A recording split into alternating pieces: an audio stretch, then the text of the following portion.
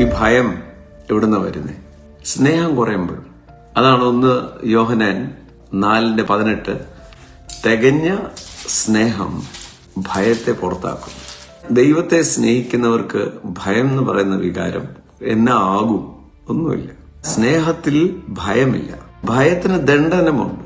അപ്പൊ ദൈവം എന്നെ സ്നേഹിക്കുന്നു, പുത്രനെ പോലും ആദരിക്കാത്തത്. അവൻ എനിക്ക് വേണ്ടി കരുതുന്നവനാകയാൽ എന്റെ സകല ആകുല ചിന്തയും അവിടെ ഇടും. എനിക്ക് സമയത്ത് ശരിയാകുന്നു എന്ന് പറഞ്ഞുകൊണ്ട് മണ്ടത്തരങ്ങൾ കാണിക്കുകയും വരുത്.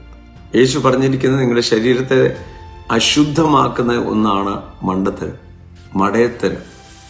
മടയത്തരം കാണിച്ചിട്ട് ദൈവം എല്ലാം നോക്കിക്കൊള്ളുന്നല്ല. So there the foundation of everything is love. അതിനുവേണ്ടി ഉത്സാഹിക്കണം, സ്നേഹം ആചരിക്കാൻ ഉത്സാഹിക്കണം. ഹൃദയം കഠിനപ്പെട്ടെങ്കിൽ മാനസാന്തരപ്പെടണം.